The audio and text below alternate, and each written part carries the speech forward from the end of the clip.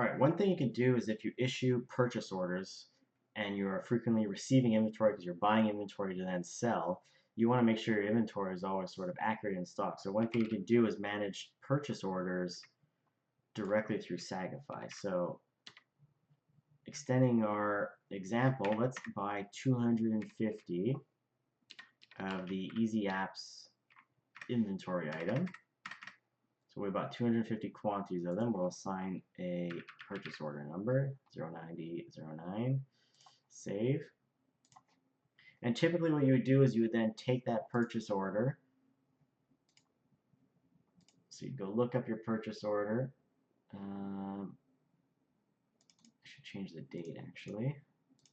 Let's do that now. Save that. Okay, we would take this purchase order and then you would click on receive, and then this would convert it to a purchase invoice at that point, but we won't do that right now. And so what you can do then is go into Sagify, go onto the purchase orders tab, and it will show you all your purchase orders opened and closed. And you can see here's the one we just made, 0909, and we have 250 units of the Easy Apps invoice demo. And so what you can do here now is take this purchase order, convert it to an invoice because you've now received it from your supplier. You'll convert it to an invoice. Then Sagify will ask you if you want to sync it to your Shopify inventory. You can say yes. You can then choose the location. So let's choose now to put in the shop location.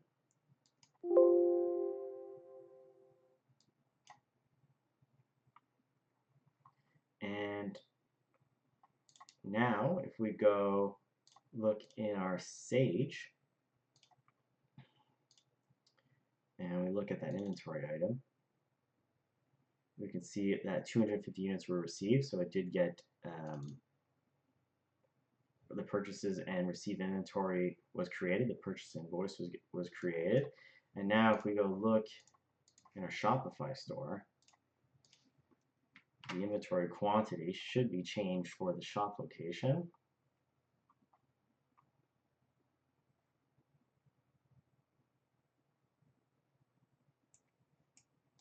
And you put in 100 units. And so that's one way you can have it done.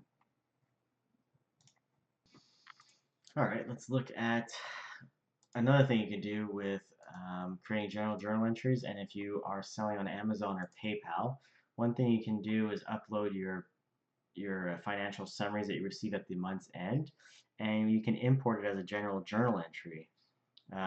So it won't create sales invoices per Amazon order because they're not going through Shopify, but you can upload a document. So I'll show you an example document. You'll be familiar with this. You can download this CSV file from Amazon and also eBay.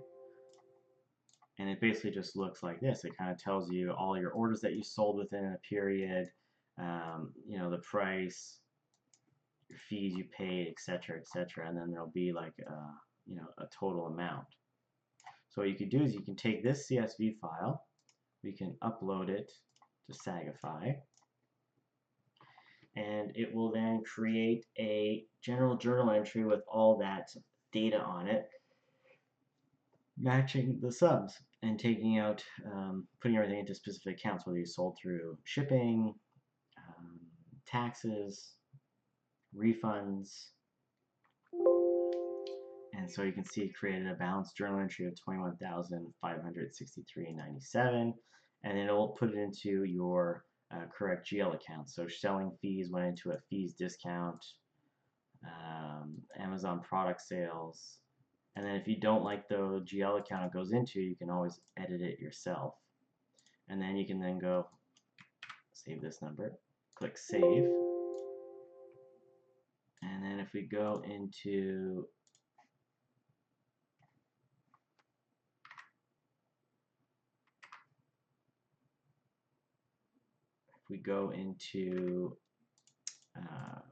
our general journal entry,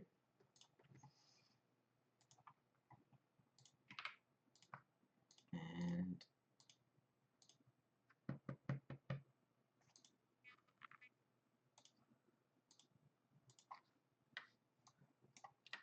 do this. Last year to date, all transactions. How about that? There it is. You can then see the entry it just created. So that's one thing you can also do. Another feature you can do is if you have unstructured sales invoice data, for example, like this, or a PDF or in CSV file with a bunch of order data on it, or if like someone just emails you an order, you can just copy paste what they want and paste it in here, and it'll actually create a Sage invoice for you. So let me show you an example of that. I'm going to just copy some random order data. So look at this. Order from ABC company, order with an order number, a date, a bill to,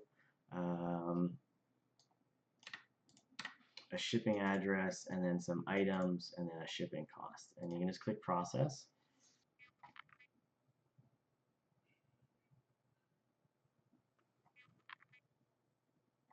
Create an invoice for you.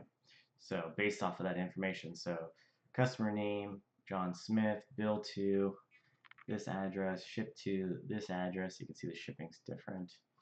And then inventory item, widget 001, gadget, GDG002, the SKU, shipping 15, 1 unit at $1.99, 3 units at $45.99, 5 units at $25, and there you go. And then you can edit, obviously, and change it, but we'll just create the invoice. And so it created an invoice there for us. And this might just save you some time having to then open this up, create your own invoice. And let's just go look at it.